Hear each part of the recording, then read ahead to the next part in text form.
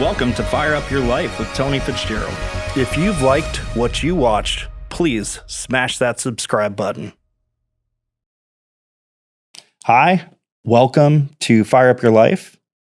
I really appreciate your time dedicated to this today, and I wanted to give an opportunity to you to introduce yourself first, and then we'll get into it. Thank you, Tony. Well, it's really amazing to be here. I'm Kendra Simpkins. I'm the founder and CEO of Operation Warrior Resolution, and I'm sure we'll get more into about how that started and what we do. Absolutely. I know Christina, connected us, and I saw that as something that's very important out there. Can you tell me, before we get into a little bit more, what are some of the statistics that are out there that you're trying to help prevent or handle? Well, right now, 1 in 5 military veterans have post-traumatic stress, and the current numbers that the Veterans Affairs is stating that 17 veterans per day are committing suicide. And when we look at those numbers, we hear about the 22 a day. Yeah. That was several years ago. Now it seems to have come down based off of the Veterans Affairs and the way that they're pulling the statistics. But all of us who are out there in the mental health field and who are serving this population know that number is actually much higher, because a lot of them do go unreported. They go reported as something else. And so it's speculated that it's really somewhere upwards of 40 per day.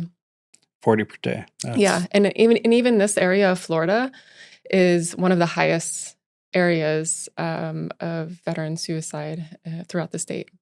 Why do you think Florida? Do we have a larger concentration of retired veterans, or what do you? We do have a larger concentration of veterans here. Mhm. Okay. So you are a veteran yourself. Mhm. What branch of service did you serve? In the U.S. Army. U.S. Army. What'd you do? Intelligence analyst. Intelligence analyst. What kind? All sorts. So basically, what my job was is I was stationed in South Korea. So we would analyze all of the satellite imagery and the communications coming in throughout the day just to make sure that North Korea wasn't up to anything out of the ordinary. When did you know that you wanted to go into the Army? Since I was very young, I knew I wanted to go into the military. My grandfather had raised me, and he's a World War II veteran.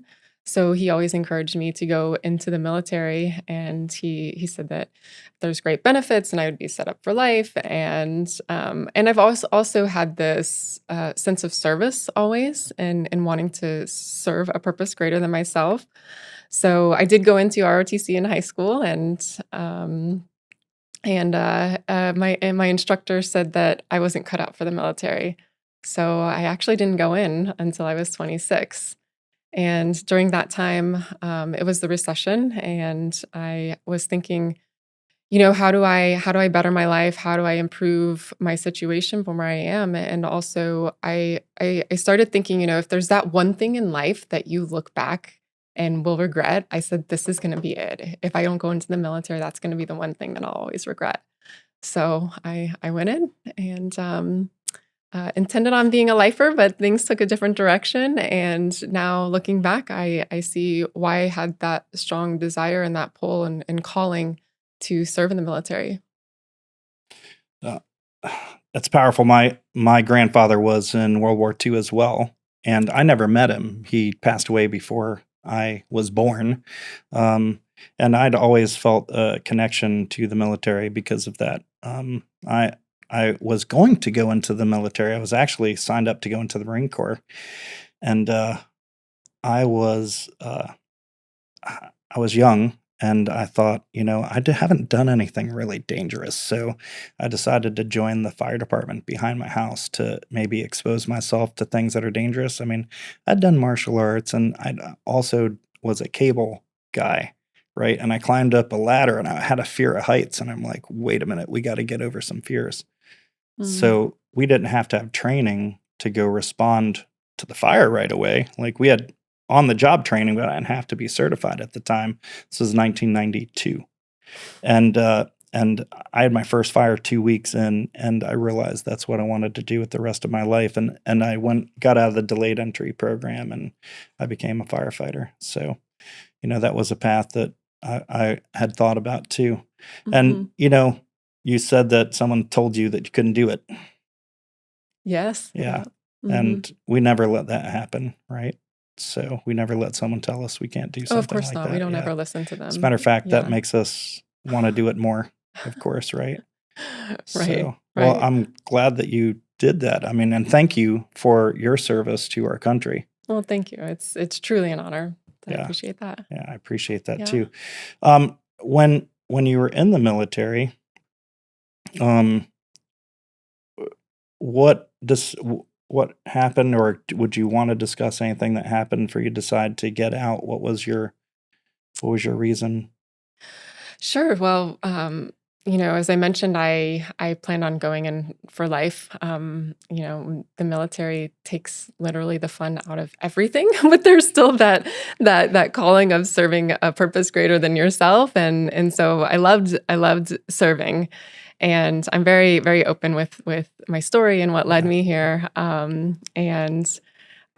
It turned out about two years into my service, I was dealing with a lot of traumas that happened while I was overseas, and I just continued to deteriorate downhill. And I wasn't getting much support from my unit. In fact, even being punished for really struggling, and started to really drink a lot of alcohol throughout the day just to get by, and really just suffering mentally and emotionally, and not feeling like I had any support, especially being in a foreign country in Asia, far away from my family. And At that point, I felt like I was so trapped and I didn't know how to get out of it. So I actually had a couple suicide attempts, and the third one, second one, put me in a coma for several days, and was even the doctors were telling my family to prepare that I wasn't going to come out of it. And so I came out of it, obviously. And so at that point, I was just a liability to them. So they quickly got me out. And I was back stateside within 2 weeks, which is kind of unheard of to get out processed so quickly. And because they just pushed me out so quickly, here I am back in the States, without any kind of support. I didn't have a chance to really get my life together. I had no place to live, no job, no money, no car, and dealing with all of these severe mental health challenges, and alcohol use issues. So that time was really challenging. And so that was kind of what led me out of the military, unfortunately. And took some time then to have to figure out the system and how to get back on my feet after several years. I feel really badly that our system, doesn't serve the people that are serving it, and I see that you were on an island by yourself, literally, Hmm. facing some of the worst demons that you could ever face, and then totally dejected and sent home and Hmm. not cared for. Hmm. I'm gonna imagine that is why you're doing what you're doing today. Yes, I didn't come out of the military even saying I'm going to be a social worker, or Right. wanting to grow up and say I'm going to be a social worker, or I'm going to do this crazy idea of start a nonprofit. So yes, yeah, actually through that journey of having to go through the VA system myself, try to get connected into this really challenging entity, and figure out how do I find the services through that, and then also experiencing the services that they have to offer, and finding it really challenging just to get in and figure out navigate the system, and the services that they did provide weren't really providing much progress. So thankfully I did find my way through outside resources and a support system, and getting back onto my feet. Then there came a period of time where I said, you know what, this is what I would like to do with my life, and what I want to do is help other service members who are struggling during that transition process and really needing effective, quick services to be available to them. I'd like to ask, I understand, and I think every American understands that veterans face a nightmare with services that are provided from them. And what was while you were struggling with this and you were trying to navigate this very difficult system, where did you see your rays of hope? Like, when was that? When did you start noticing, or what happened, or who helped you start taking you down a path where, okay, I'm being healed? Mhm. Yeah, I find it really fascinating. What is it that causes that aha moment or that shift in thinking that causes somebody to take them onto their path of healing? And as a mental health professional, I knew what exactly that would be. I mean, that would be amazing to be able to help so many more, especially when it comes to substance use. That was something that I really struggled with, which is usually just self medicating because we don't know how to handle all of the intense emotions. And there was a point about a year after I got out of the military where I was just continuing to just drink so heavy all day, every day, that I was sent to the hospital one afternoon for just being completely passed out drunk. And I get to the hospital, and the doctor says, "You have a 0.498 blood alcohol level." And of course, I tell him I only had one bottle of wine. He goes, "I know better because you should be dead right now, and if not dead, at least in a coma." And I at that point, I they had me in this room where they were holding me to take me into a detox facility, and I actually ran out the back door and I escaped, and I was actually on base at Fort Gordon at the time, living there, because my husband at the time was stationed there. And so I was like, "I'm gonna walk home and I'm not gonna stay here. I'm not gonna do this." And literally, I stopped in the grass of the hospital and I said, "But what? I'm gonna go home and just do the same thing over and over." And so I turned around and went back into the hospital, and I went to the detox unit, and that's when I finally said, "Look, I I'm not trying to kill myself. I just have an alcohol problem." And that was the moment where I admitted, "Wow, there's a problem and I definitely need help here." And so I was just at that moment willing to take the steps and the guidance that was given to me at that time to kind of put the pieces back together and make some movement forward. You know, people are going to be listening to this and listening to your story, um, and they might be struggling with the same thing too. And something that I really, you know, some people don't have that definitive moment to turn around. They haven't had it yet. You had it clearly when you were walking through the grass and evaluating, like, wait a minute, this is just going to continue, and I'm sure prior to that, the drinking and the substance abuse makes you feel, again, alone. Mhm. You're not getting the healing that you need. You're alone, and if people are listening to this, they may feel alone too. And like, you've went through it. Other people, many people have went through these things. And one of the this podcast theme is to let people know that they're not alone. There are so Mhm. many people that are going through what you're going through, what you went through right now. Mhm. I know quite a few people that have turned it around because of some aha moment. Um, Mhm. and you know, how what do you think it takes for someone that might be listening that's there? Is there any couple of things to think about that can help them Mhm. decide that maybe something needs to change? Do you have any answers for that? Yeah, absolutely.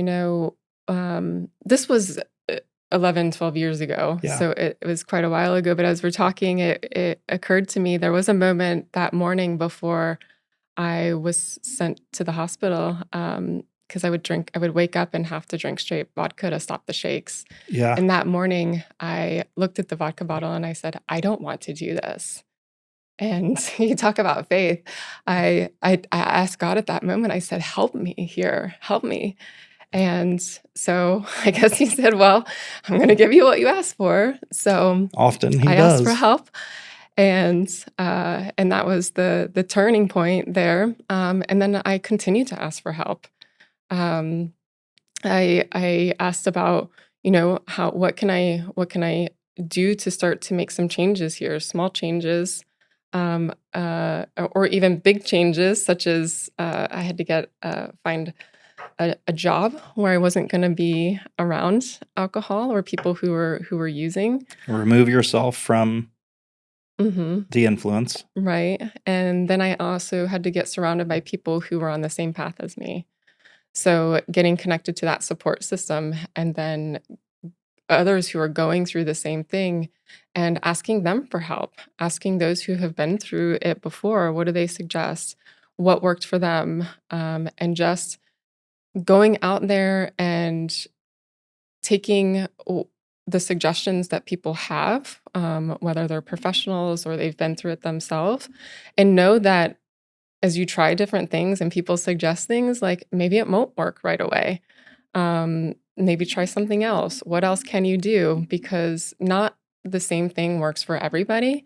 And so you have to go out there and figure out what works for you. But I think the biggest thing is ask for help and be open to trying whatever it is.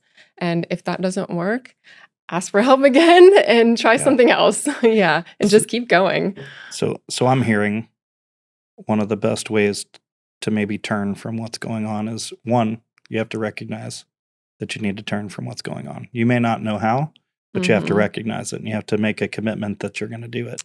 Yeah, I mean, the first step to change is awareness. And two is to remove the influence that makes it so much easier for you to continue down that path, Mhm. like finding a job that is not around that.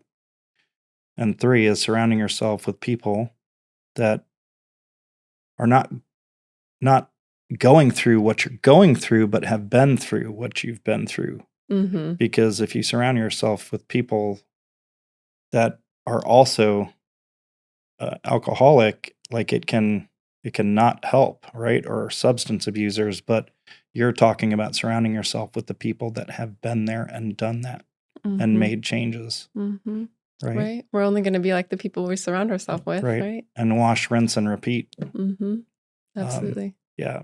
And I think those are great things to think about if anyone is going through that. Yeah, absolutely. I mean, every different change or every step, no matter how big or small, is what we call when we tell the veterans you're making micro adjustments. Yeah. It's just a adjustment. It doesn't have to be huge, but every time you make a micro adjustment, all of a sudden you're going a completely different course, and you're going to look back and you're going to say, "Wow, things are different."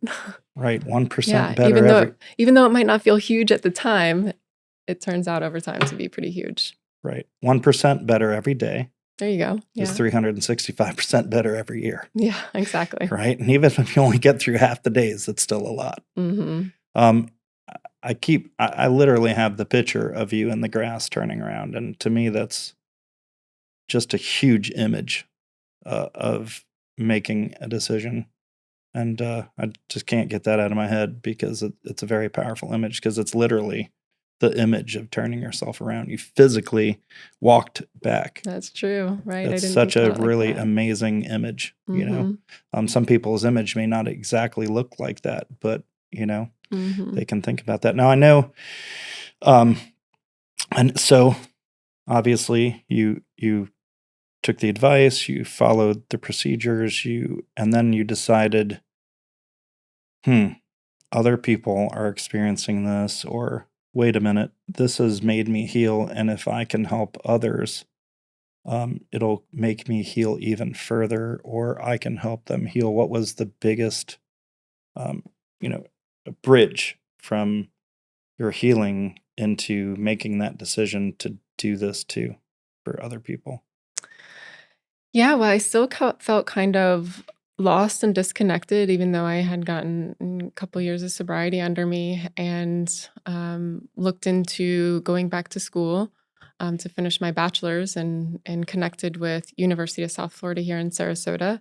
And I had already had some business credits. I was on the way to a business degree, and thank goodness one of the school counselors said to me, like, well, you have this finance to take and the accounting class to take. And I said, I absolutely can't stand those classes. Yeah. And they said, well, then why are you going to take classes you don't like? Because then you're going to be in a job you don't like the rest of your life. Right. And so I said, wow, I guess I'll start exploring some classes that I do like. Good counselor. Yeah, right. So I started taking some sociology and psychology, and at the same time, I was working as the veteran service representative there at USF, helping other student veterans with their school experience, and through that process of really getting connected to the things that aligned with me, and then also helping other student veterans kind of finding their own path. I said, wow, I really enjoy this. This is what I want to do for a living. And so went to graduate school for social work, so that I could do that. Do you think it was also a healing process when you were learning all these things too about yourself? I mean, if you're learning psychology and sociology, then you can sit there and Oh, compare and contrast mhm. yourself, you know? Absolutely, and it's still a healing process for me. Yeah. I can tell you everything that we have the veterans engage in, it's they're not things that I haven't gone through myself, and Yeah. that's actually how the program gets created, is because I'm constantly out there working on myself and my own healing process, that I'm like, "Wow, this is something we need to start providing the veterans." That's great. Yeah. That's great.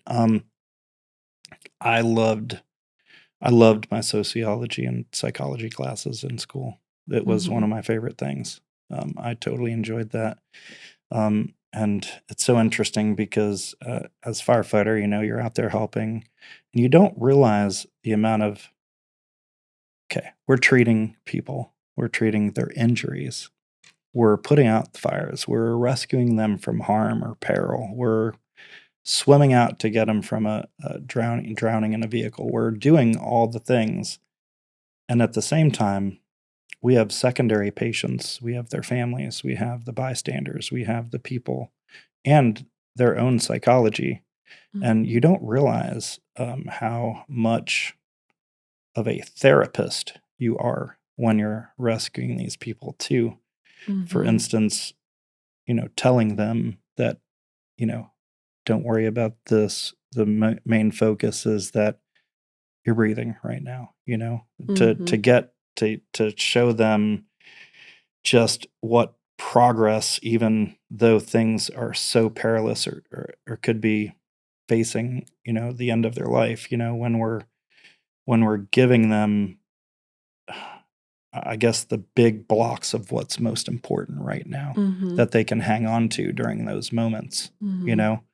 I can imagine it's a lot similar in creating a healing process for people too.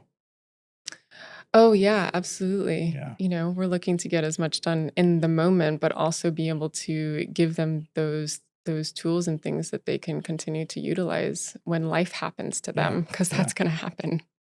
Yeah. So I know that there's many disciplines that you're using Hmm. to help heal people. Can we walk through a high level of those and go into them? Sure. Absolutely. Hmm. So what are the do you have a number of them? Like, do you have a number on it? Well, it's a holistic approach. Okay. So there's a lot of different modalities, interventions, approaches that we introduce to really treat the full physical, mental, emotional, and even spiritual aspect of an individual, as well as their family. Because when somebody is suffering from mental health, it's affecting the whole family. Yeah, the trauma spreads. Yeah, so That we yeah. bring the spouse and the children in, so we're really healing the whole family in complete holistic wraparound services. I Um, like that, by the way. The wraparound services, I watched your video many times, and that's one of the things that really sticks out when everybody says it.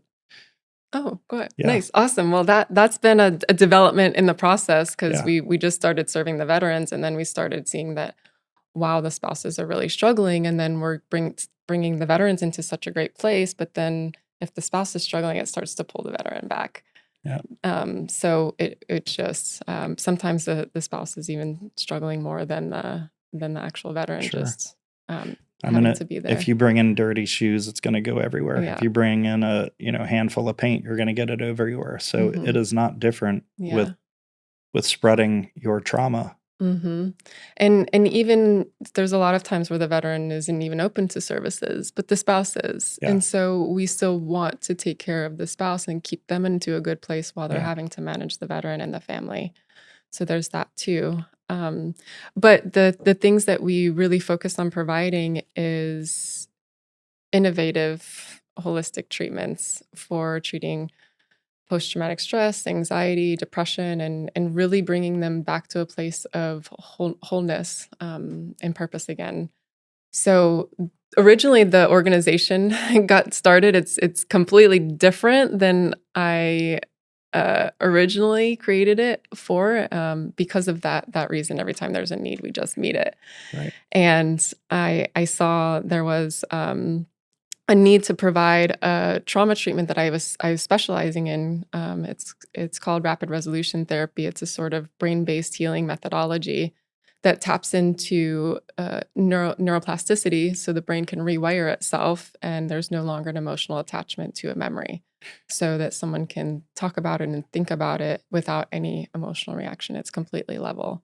Is that the where you put the monitoring on your brain and you Mm-mm. No, no, what is there's that? no devices or No equipment. It's devices? it's basically just a trained practitioner is working with the individual, and different than just traditional talk therapy, the practitioner is actually facilitating the session, and they are doing most of the talking, most of the doing. There's a lot of interaction. There's movement involved, and it actually is quite creative and even playful. We don't think of trauma therapy as playful, but you want to create the state for the brain to begin to process these traumatic memories that have been stuck and recode the way that they've been there.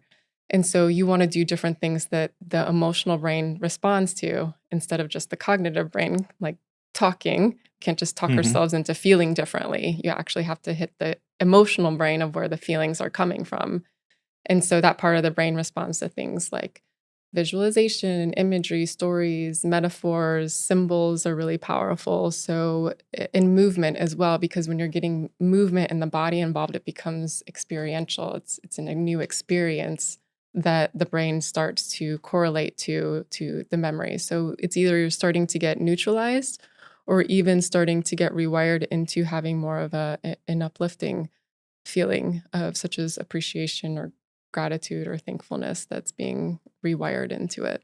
And that was called what was the name of that therapy? It's called rapid resolution Rapid resolution therapy. We therapy? we res- we refer to it as a brain-based healing Yeah, method, just because people can understand that, and we call it a brain optimization, a brain tune-up. got it. Shifting kind of the way that things are being presented in the mental health field and making it more relatable for service members to be open to it because none of them want to go through mental health therapy, and I don't want to go through mental health therapy. Um, so we call it we'll come do our brain Yeah. optimization. Your brain needs a tune up just like your car, so time to come in Getting for a rid of tune up. getting rid of the barriers for Exactly. people to come Yeah. and get healing Yeah. is big. Yeah. So I saw this to be really effective in my private practice and wanted to provide it to veterans at no cost. So I did what anybody would do and Googled how to start a 501(c)(3). Yeah, So not knowing exactly what I was getting into or what that entailed. sure. And we started doing that. And almost, we had practitioners and therapists trained to do that. And then almost immediately we started doing 5-day retreats because we saw a need to not just resolve the trauma, but there were other things that they could definitely learn about to improve all of their wellness. As I mentioned, there's still physical issues going on. There's the lack of connection to a community with other veterans that happens in a retreat. as well as being able to find other lifestyle things that they could integrate into their life to truly continue long-term wellness. And so we started doing the 5-day retreats. And then I got trained to do yoga and noticed how powerful that was. So we started doing a yoga class for veterans and their spouses. And then we do a day of equine therapy at the retreat, and they loved that. So we started doing equine therapy outside of the retreats on a weekly basis. I And find that fascinating, that being around a horse and caring for a horse, and mhm, that it's healing. And I just it's hard to understand, mhm, but it's such a big animal, and I know that they're in tune to your mhm.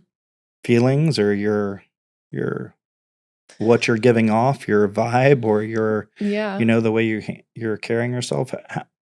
Can you just spend a minute or two just talking about, like, how does the equine Mhm, therapy really work on mhm. people?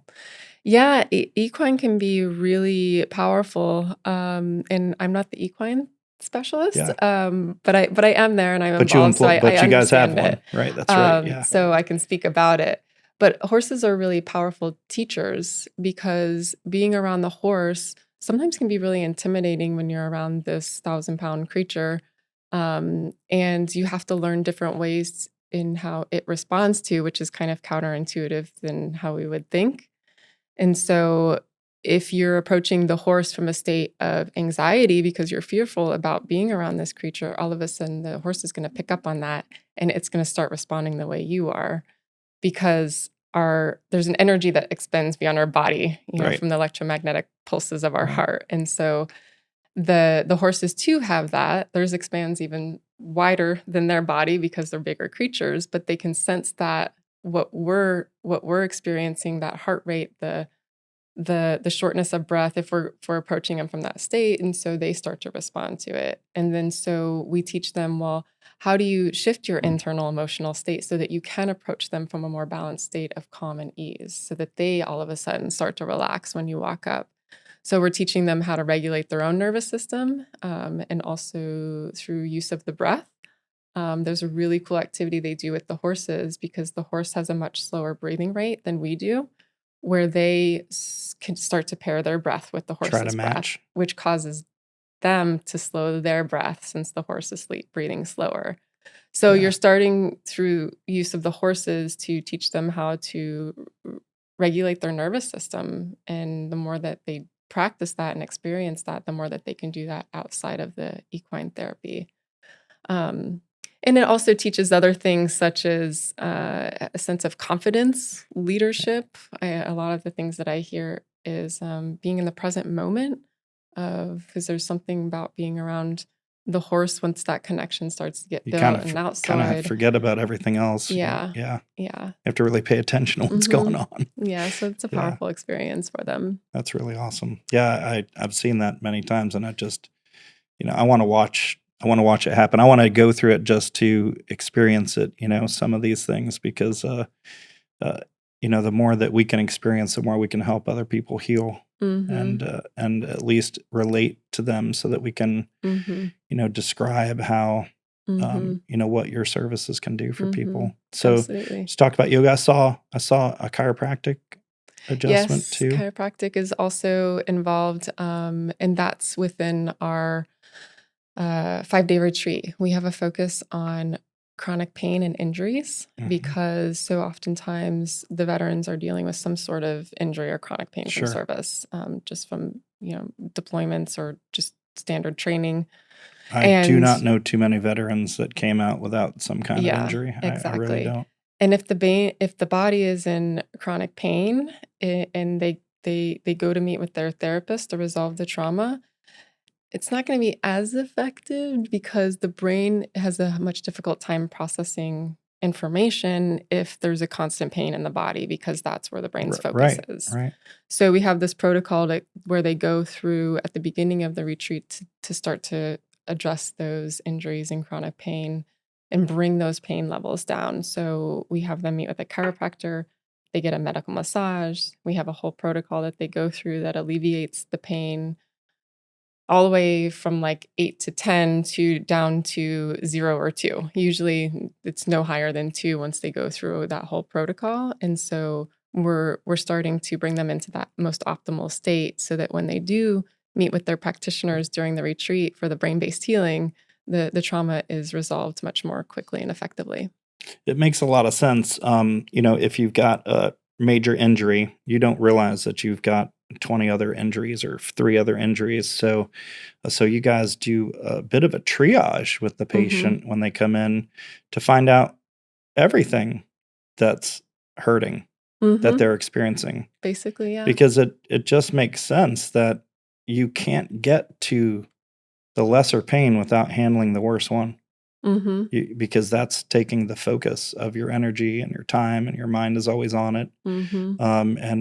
It's always like after you even exercise, after you work out, and the next 3 days you're like, my legs really hurt, and then that gets better, but gosh, my shoulder hurts too, or my shoulder's sore or whatever. So I can It makes sense. I've never understood. I never heard that before, Mhm. and it's just makes Mhm. sense that that is how that you can get them to actually deal with those things that are underlying. Mhm.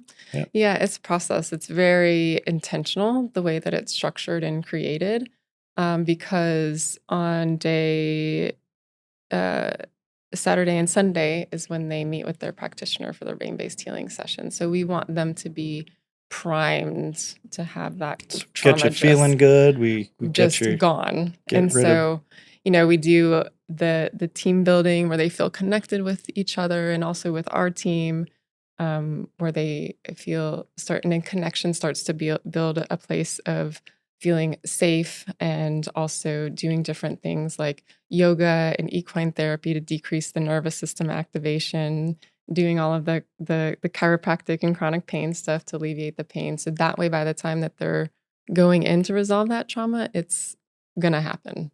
Yeah. Yeah. You mentioned community with other veterans, and I can relate to that because the military, like the police department, like the fire department, they are institutions that will be around for hundreds of years. And you gave your all during this time that you're with them. And as soon as you're gone, you're spit out and forgotten about. It doesn't matter if it's the fire department, police department, or an armed service. So this became such a big part of your life, but you're just a blip on the scale of the life of this institution. So I don't think many people are prepared. They don't realize that's going to be a truth that they face 6 months after they're out.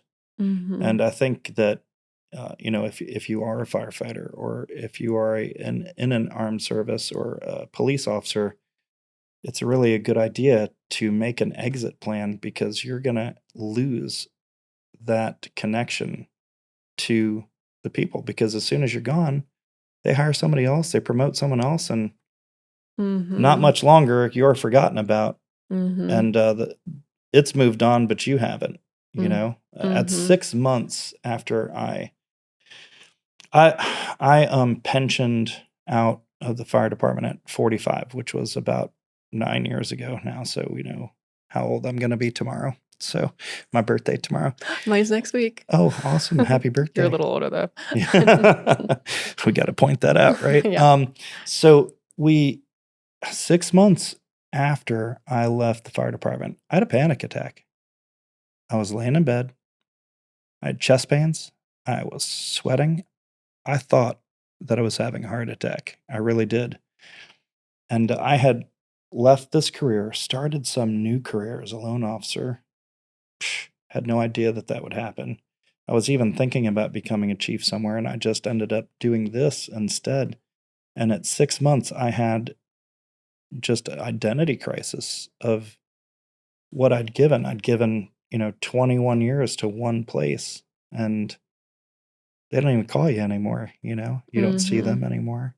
So I plugged in with the Fools, which is Fraternal Order of Leatherhead Society, firefighters right across the United States and across the world. But it's just same people, mostly out Mhm. retired, helping other firefighters stay connected. And I just feel a calling to go back and be able to help fire departments Mhm. understand that they need to do this for their employees. Mhm. Because there hasn't been very many people that I've talked to that have left that haven't experienced something similar. So that Yeah. community is huge part of healing because Mhm. you feel connected again.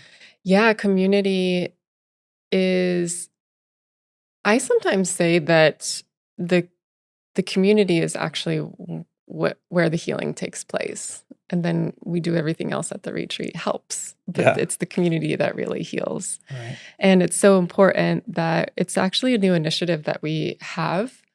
And it's something that the Brantic Foundation recently gave us funding for was to really strengthen our local veteran community because there's so many veterans here that we need to reach and bring them in to our community, and we call ourselves the OWR tribe. That's what our community is. And so bring them into the tribe. And because if we can get them into the tribe and they start to get to know us, get to know who we are, then they start to become more open to doing the therapy. And so it's a bridge and it's a gateway to open them into getting help if we can start to reach them and bring them into the community, as well as once they go through our program and leave our program, we want to keep them connected because yes, they're great. Everything is going well in the program, but life happens and stuff happens. And down the road, they're going to need support and they're going to need to know where they can turn and who they can count on.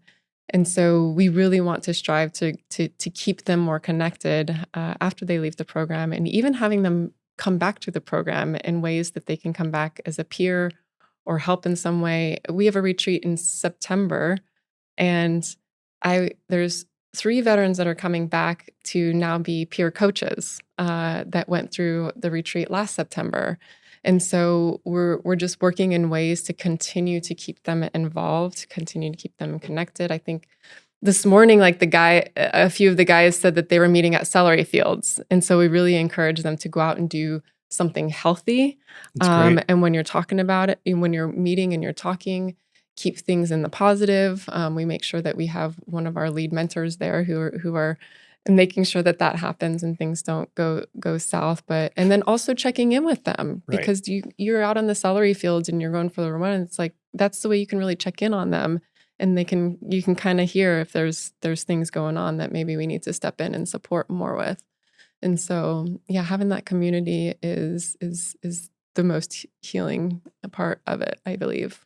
Right. And, you know, mastering a new skill, one of the fastest ways to master a skill is to teach it. And if you can learn it so well that you can teach others, um, you've just you again mastered that skill. And one of the one of my CEOs that I've worked for said, you know, the fastest way to heal yourself is to help someone else through it. Mhm. If you're suffering and you reach out to help someone else, so the combination of what you're talking about is, hey, like, come here, get healed, and help heal someone else. Mhm. Because one, you've got to master some of this stuff in order to be able to help others. So that Mhm. means you're working on yourself. But there's Absolutely. just no better feeling uh, when you're hurting to help someone else that's hurting. Mhm. Yeah, absolutely, absolutely. So we wanna create that opportunity for them and being able to give back because they also wanna be of service too in some way, to continue that healing path. And, the intention is that if something happens and they start to go downhill again, but the downhill is much it's not as deep. Right. It's much shorter and quicker to get out of because of everything that we're giving them. Right. That's good. Is there any of the therapies we haven't hit on yet? Oh gosh, well, there's yeah, absolutely. we've we've also started to create couples retreats because couples really like to do things with their spouses, and again, Yeah. that's that family initiative and taking care of the spouse as well. When healing together is very important. Yes, and starting to create that opportunity for them to come back together, reconnect, bonds, grow a deeper intimacy, learn more about each other, love languages, personality styles. Um, and conflict resolution. So it's an opportunity for them to come and get back on track and start to rebuild their love again. And also, we have a specialist for the children, and so we have a children's specialist who specializes just with minors. So she sees all of them, so that the children are also getting their support as well. And am I missing anything? I Yeah, don't know. nutrition is a really big part of our program as well. Sure. When we talk about decreasing stress levels, everything that we put into our body can either create more stress or decrease stress. So, just talking to them about having more of a anti-inflammatory diet so that there's less stress on the body, then which means less stress on the mind. So, nutrition is a big part that we bring into our retreats and the coaching aspect of the retreat, because the retreat is actually just the start of a 3-month program. And so when the veteran goes through the retreat, we also bring the family involved at that point. That's where the spouse and the children get their support. They go through a couples retreat. They work with the nutritionist so that she can help create foods that work for the whole family and that they all enjoy. And then I think that about covers it. That's good. Yeah. The couples retreat, I can speak to the couples retreat. I can speak to because my wife and I, we have a great relationship, but we are also having, we went to Bayside and we're in a group to just Mm-hmm. work on a relationship and Mm-hmm. make it sure it's great. And I Yeah. think what's one of the awesome things about when you're doing something together as a couple, Yeah. you look at each other and you're like, well, you're buying into this. It must be important to you. And Mm-hmm. just that alone, knowing that you're actually doing something about Mm-hmm. it and you're both doing it together Mm-hmm. really helps that Yeah. bond. Absolutely. Because sometimes you're like, are we in this at the same, I mean, Yeah. just, especially if you're going through a struggle, are we on the same Mm-hmm. page? And when you're both working and striving to heal together or grow together or learn each other really well so Mm-hmm. that you can, know what to expect or know how to navigate, know how to work Mhm. together. It's Yeah. awesome. Yeah, it is. And we actually haven't released it yet, but we have one more program that we're starting in the fall, which is ketamine assisted therapy. So with all of the successful research that's coming out with that and the anecdotal Yeah. evidence, veterans have been reaching out for these therapies. And so, with seeing really promising results from them, and our mission is to stay ahead of the curve and starting to provide those innovative treatments. We're going to start providing that. So with the ketamine, I know that it's used in medicine, and I know that is that for trauma, TBI? Do they do it for Mhm. both, or just for trauma, or do you know?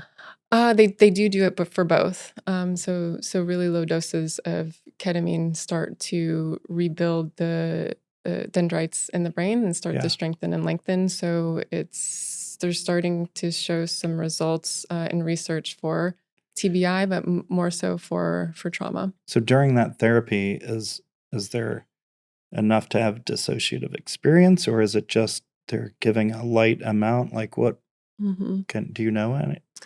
Well, it is considered a dissociative. So, Yeah, I mean, it's likely that there's going to be a period of time where they're in the experience. yeah, And there's always a therapist that sits there with yeah, them and makes sure that they're in a safe environment and that they're guiding them through that. And then sometimes maybe not. So everybody has a yeah. different experience. I And know that adults experience that more than kids do on that. I'm actually a little familiar with the medicine, and I think it's these experiences are helping with TBI, with rewiring for mhm, trauma. I know that people have to go out of the country for some of their therapies to actually treat these things. unfortunately. Yeah, Hmm. but I'm glad that these things are being recognized as useful Hmm. tools in the U.S. Yeah, same. Yeah, Because if there's something out there that can relieve suffering, like let's do it. yeah, yeah, Hmm. and so I'm hearing that you're a very adaptive group, that you are looking at what is working right now and what we can deliver and what's working that you can implement. Hmm. And so when you said that, hey, it's really taken a turn from where it started, I imagine that's because you've been zigging and zagging to make sure that you're doing what you can to help people. Hmm. right? So you're honestly, or you're staying in the know. How do you how do you how do you how do you do that? How do you stay in the know of the forefront of the research of what's helping people? Mhm. Well, it helps also that I am a licensed clinical social worker and have a private practice. And so in my private practice, I am still seeing clients, and so I want to know what can I do to be most effective, and what can I know to that could be most effective to provide to them. And so with that, and that's just my nature to constantly be seeking what else is there.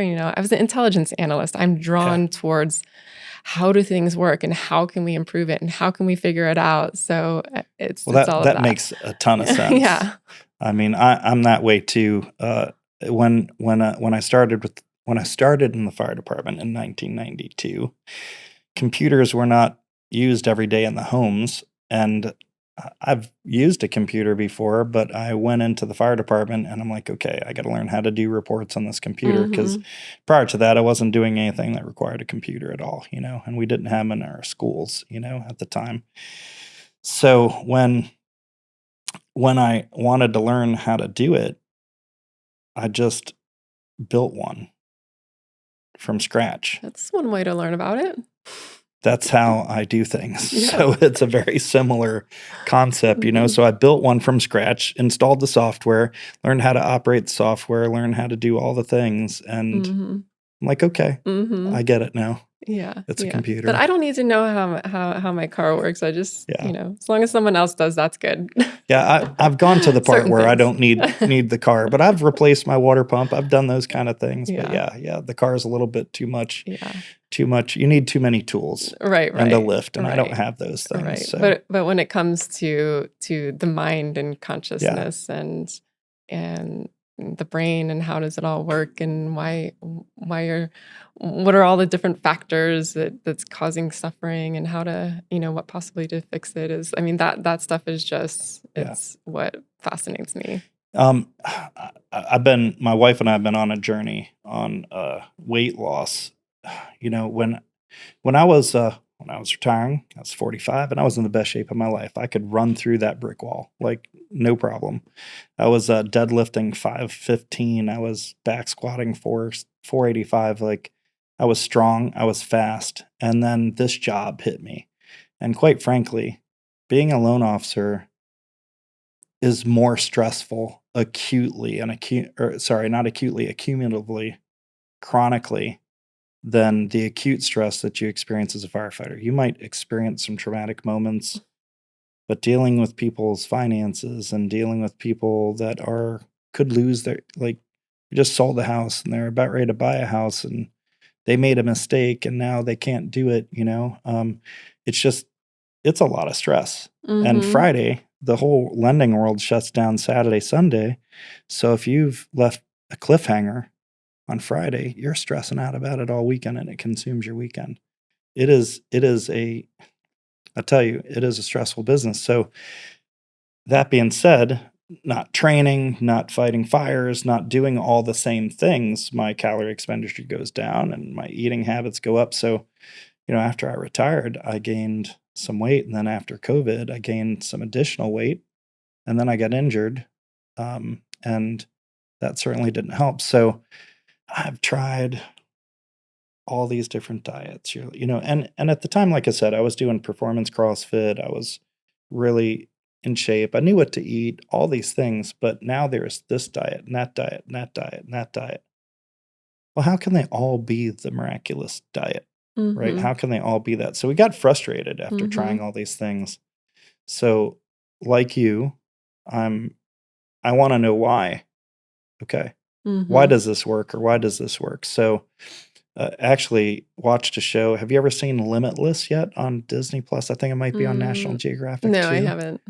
It's Chris Hemsworth, Thor, Yeah. right? And Uh-huh. he's amazing because he really wants to help people be in better shape. Like he's got a really great center app that is fairly cheap for people that help them do all sorts of things from yoga to strength training. And he's employed his own trainers that have made him look so good, right? But this thing is like, he knows he looks good, he looks like he's in shape, but he decided, "Am I really healthy? Mhm. Am I going to live longer?" And it was a real, it's about 5 or 6 episodes of him trying to decide, like, what is it that is gonna help him live longer, and it's great. So, I mean, some of the things in there are amazing to really learn, and one of the Mm. doctors that I got turned on to was Dr. Peter Attia, and I've probably mentioned him, I don't know, handful of times in our podcasts, and then Mhm. I found Dr. Lane Norton and Dr. Huberman and Mhm. Huberman Labs and Dr. Yes, he's There's great. so many different people, Yeah. and I just read the book Outlive, and if you get a chance, you should read it Mhm. because I was frustrated going, "This diet is not sustainable. It works for a little bit, but not sustainable." And you just get frustrated from everybody telling you their opinion. But what we did after 30, 40 hours of watching podcasts, reading a book, watching these things, and learning what people don't talk about, and I imagine this is very similar in any kind of healing, is that we give you tactics, but we don't discuss the strategy. Mhm. And the strategy starts with the end goal.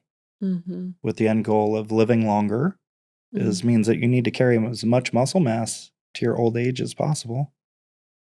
And you have to have a VO2 max that you can walk up a flight of stairs with, Yeah. right? And you don't want to break your bones and have our osteoporosis. So what does that all mean today? Because a lot of people want to lose weight for a picture. Mm. That is Mhm. not intrinsic motivation that is going No. to last you. No.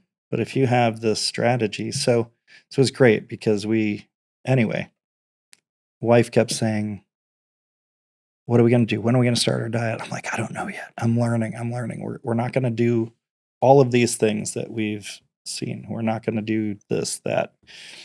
After all said and done, it just kinda, you know, it just clicked because there was so much scientific research done to support that your body needs a certain amount of protein. Mhm. As you get older, you're not synthesizing it.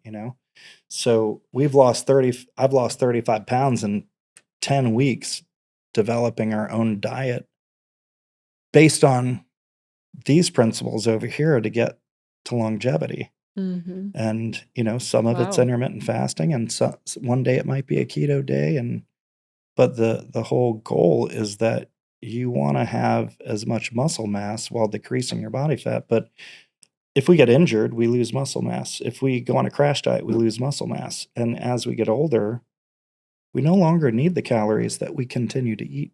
Right. So that's why we balloon out of proportion so much. So Right. we finally stumbled upon something that is easy.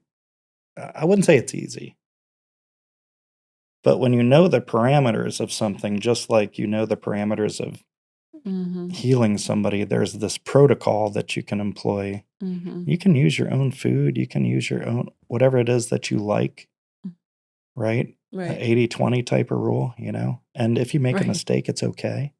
Don't beat yourself up with. And I think a lot of those diets are so strict and people beat themselves up over one mistake, you know? And I can imagine when you're healing, you have to also avoid thinking that you made a mistake and not realizing that you can easily come back. Mhm. Yeah, absolutely. Absolutely. So, and I love that you said that, you kind of fill in the dips down so that they or the valleys, and you're making the valleys less so that they're Mhm. easier to come back up with. But Yeah. my wife lost 20 pounds doing That's this. I lost amazing. 35 Are you gonna pounds. share the secret with the rest of us? Well, it's so funny. We actually have. I am not a nutritionist. I'm not a psychologist. I'm not any of that stuff. But with the experience of my traumas, I'm able to help other people, listen. And sometimes I can even help them walk through their incident and just talk about it, Mhm. and get them to reframe the way they think about it, Mhm. Yeah.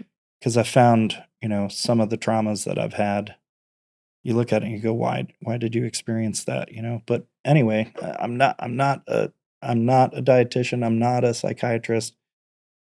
but I love these things. I love being able to help people with Mhm. our experiences. So, yeah, so I have a small group on small Facebook group that we got some people who watch what we're doing and not, I just sharing the resources Mhm. of where I learned stuff from. I'm like, hey, go watch this video. And, and, if for instance, Dr. Lane Norton will talk about this, or some of these doctors. Did you know that if you have a 5-hour fast and you go to sleep and you decide to eat breakfast, that if you don't eat 25 grams of protein on your meal, that your mTOR in your muscles doesn't turn on in order to synthesize any protein that you're eating. So your first meal has to have at least 25 grams of protein to actually synthesize Hmm. the muscle to take that protein in and use it to build muscle. Interesting. And then it's turned on Yeah. for the day until you have another 5-hour fasting window. Mhm. So, and then your body needs 1 gram of protein per Mhm. body weight. That's a lot, Yeah. right? And as we get older, our testosterone goes down and we don't utilize as much of it. So, all of these principles are what I Mhm. learned. And by learning the strategy and then teaching people the strategy, and then they can do they can eat whatever they want. Mhm. They just have to log it. Right. They have to pay attention to it and a certain amount of calories that you're looking to do for whatever you're looking, either gain weight or lose weight. So again, not a nutritionist, Mhm. just taking other people's information based in Yeah. scientific fact that has Yeah. really helped us. Yeah. So Yeah, you seem yeah. really knowledgeable on it throughout your research. Yeah, yeah, that's like I said, I built the computer to Right. learn how to use it. Right, That's what right. we do. So anytime that I do that is when I get the Yeah. best results, you Mhm. know. Awesome. Really cool. So and I ask one more question. What How hard was it to create your nonprofit, and what struggles did you have to get from that point A to where you're at now? What would you say your biggest struggle to overcome was in Mhm. order to actually implement it? Because a lot of people have these great ideas out there. Mhm. They've got these callings, they want to do this, Mhm. and they're like, oh my gosh, it's such a mountain to climb, and they don't act. Yeah. What do you say was your biggest struggle and advice that you could give somebody if they want to do the same thing? How much time do you have? Um, Oh, we got time. oh, it has been a constant learning process and journey. I'm trained to be a therapist, not a business owner. Basically, that's what a nonprofit is, and in nonprofit, there's so much more aspects than a for profit business. So, uh, the biggest struggle and challenge, it ebbs and it flows depending on what's going on. Oftentimes with a nonprofit, it's funding, just trying to have enough funding to keep up with the need.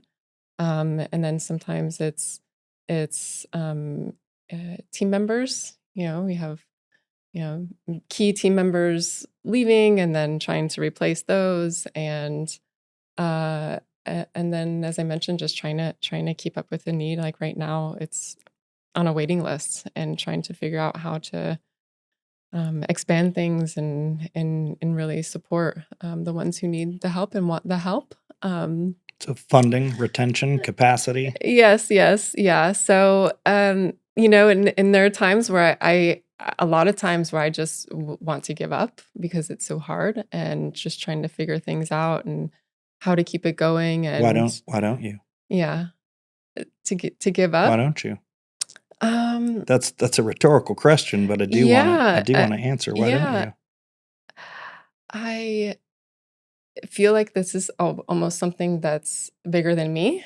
And I wake up every morning with this drive to figure it out, um, and to keep going, and how to keep going, and let's try this and let's try this, and I feel like I want to, be able to at least exhaust every avenue before I just say, okay, maybe it's time to move on to something else. And it's kind of weird because I say it seems like every year and a half we go through these phases where the organization starts to basically, it feels and seems like it starts to collapse and crumble, but only so that it can be rebuilt much bigger and stronger. And we went through that a few months ago, so we're on the other side of that now. And there was a period of time where I was thinking, maybe it's time to transition into something else, just trying to keep up with everything and to keep going. And then there's always something that comes through where there's somebody that shows up and says, and is exactly what we need, Right. whether it's doing something in some capacity within the organization, or it's a donor who shows up and says, here's a big funding source, or it's something always happens that is exactly what we need to go to the next level. And we just got that. We just got funding from the state for several hundreds of thousands of dollars That's to amazing. fund most of our programs for the next year. That's great. So this is like, wow, okay. It's like That's sometimes great. when you think like everything is You know, the world works like that, yeah. right?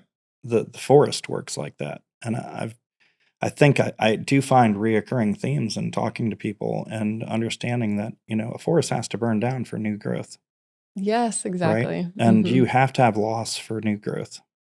You don't grow without pressure, Mhm. and sometimes the hardest pressure is when well, no, all the times the hardest pressure is when you grow the most. So, what I hear from you is the persistence, knowing that this is your calling every morning that you wake up. You're not going to give up because you're called to do this. Like, this is what's in your heart, and it makes you feel good because you're healing the whole time you're doing this for other people too. Mhm. Because this is a path. Healing is a road that continues forever. I Mhm. don't think anyone's just ever fully, like, you're healed. Yep, I mean, exactly. you're always chasing making sure that you also provide this for other people. So if anyone's out there listening and they've got this amazing idea and they want to go help others, yeah, you're going to have setbacks. Mhm. It's going to feel like it's burning to the ground before it starts, and you're going to have capacity issues and funding issues and people issues. And but if Yes. you wake up and you know that this is your calling, you just keep Mhm. doing it. Yeah, exactly. Persistence pays off. Exactly, for Is sure. there anything you'd like to anything else that you would like to share that we missed? I wanna thank you for the opportunity because I can definitely tell and see how how interested and dedicated you are to being able to share resources and get others some support. And if you can just reach one person, then that makes it all worthwhile. So I also feel really grateful for being able to come on here because if we can reach somebody and raise that awareness, or even just start to cause another person to start to consider, to what else is out there, how else can I get support, and we can reach one veteran or family member of a veteran, then this is all worth it. So if there's a veteran listening, or a Yeah, veteran out there, spouse or child as well, then please check out our website, operationwarriorresolution.org. And and if there's other ways to support, we have a volunteer orientation coming up next month where we're bringing in a bunch of volunteers to get involved in some way. And that's great. so, I'm gonna share that. I'm gonna make sure that that's out on social because that's okay. huge. I have a lot of people that might be interested in that. Oh, So, wonderful. Yeah. do you know Hallie from No Blues News? I have heard of her. Yes. Can Hmm. maybe her and I come out and give a tour of what you do one We day? would love to have you. Okay, Yeah. we'd love that. Yeah, We absolutely. did that with the Resilient Retreat, and it's just we like to do a lot of stuff, together because we're on the same path when it comes to this kind of Yeah. thing, and she Yeah. gets to share the news. Yeah. Nice. We're gonna put your video, your amazing video about your center, and we're gonna put that at the end of this I so that appreciate that. if anyone's watching right now at this moment, continue watching because it's gonna talk all about your programs. Amazing. So Really appreciate thank it. you. Thank you, Tony. Absolutely. Yeah.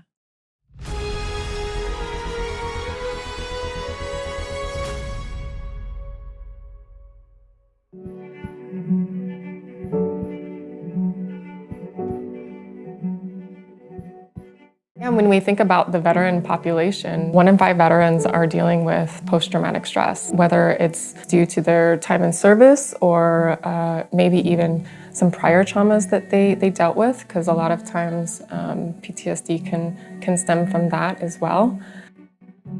What Operation Warrior Resolution is doing a complete wraparound service for the veterans during their retreats. They get everything from equine therapy, yoga, nutrition education, massage, medical chiropractic. They get brain-based healing with a mind-body pain management group. So they get the experience of living in their bodies without any pain or greatly, greatly, greatly diminished pain without having to take an opiate for it. So Operation Warrior Resolution's philosophy is to heal, empower, and connect veterans. And this philosophy of healing is very powerful because that's the first thing that needs to happen before any other areas of life can improve.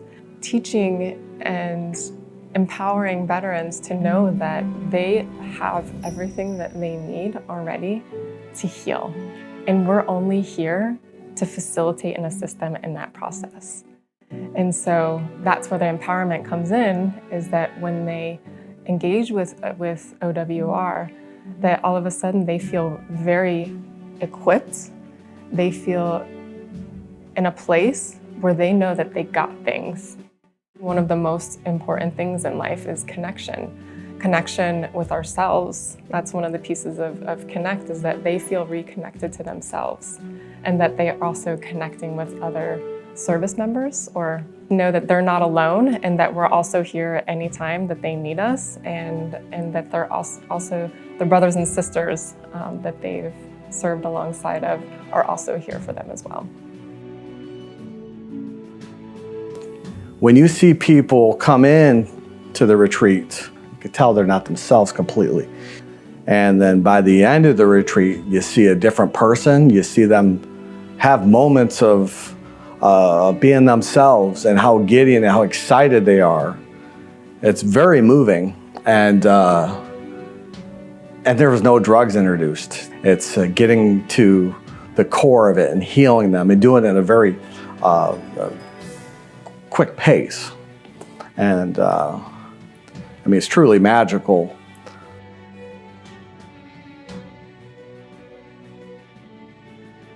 So the brain-based healing that we do in Operation Warrior Resolution, which is also called the Cortina method, and the reason we call it brain-based healing is because people can get it. It's more relatable. They can understand, oh, my brain, it just needs a little optimization. It needs a tune-up, just like I would take my car into the shop for a tune-up. So too can our brain. The Cortina method is a brain-based healing methodology to resolve trauma. It utilizes neuroscience for efficient and effective outcomes. A great differentiator is that people do not have to relive or re-experience pain in the process of getting pain related to prior events resolved. You don't have to accept managing your emotions or your anxiety or these things that you don't really understand. You don't have to. That means more veterans are going to be healed, which is amazing. When we all should be able to live life to its fullest, to become ourselves again. And OWR, is a catalyst to that. And like I said, being a part of it is like, I feel like special. There's nothing else like it.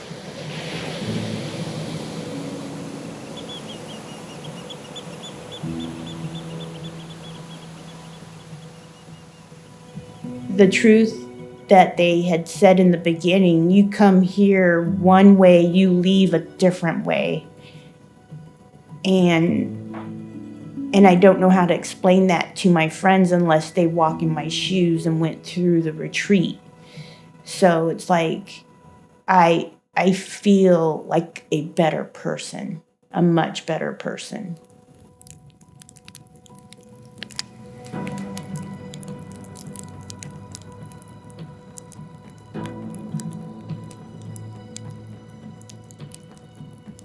We have our check-ins every couple weeks. You know, you also get a checkup at the 90-day mark with a practitioner as well. But you can see the practitioner any time during there. So we go through life goals with them. Is there anything they want to achieve? And not to, because a lot of things can be overwhelming, right? It's just got, you know, I'm thinking differently now, and I also think I can take over the world. If nothing else had worked, this will work. You don't even realize it.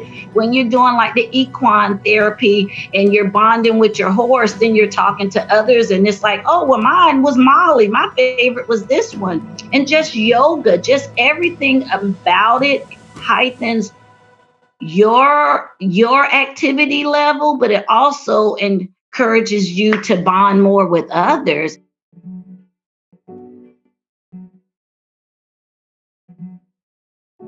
What was nice about the couples retreat is my wife not being together while I was active duty. A lot of this was very new to her, and she felt as though she didn't really understand what was going on when it related to veterans. So being there, it really helped her kind of understand that I'm not an outlier, unique veteran, that she got to see other spouses who were working with their husbands that were veterans, and seeing a lot of the similarities, which kind of helped her understand more, and also helped me understand kind of what she's seeing and going through by seeing the other spouses as well, and what they had mentioned they were seeing and struggling with. The support that we really need right now is helping people transition back to a life of joy again, and being able to sleep again, free of alcohol or drugs or whatever we're doing to try and get to the next day. That's the support we need. And the work we're doing here at Operation Warrior Resolution is with these retreats. It's eliminating those effects. When we can have a veteran come in and they say, you know, this is my last resort. This was the thing that I was going to do. And if this didn't work, then I was going to be done with things. To have them walk out and say, wow, I can't believe that all of that stuff I struggled with for so long is no longer affecting me, is a pretty big deal for us. And so we're definitely dedicated to making sure that that number continues to decrease.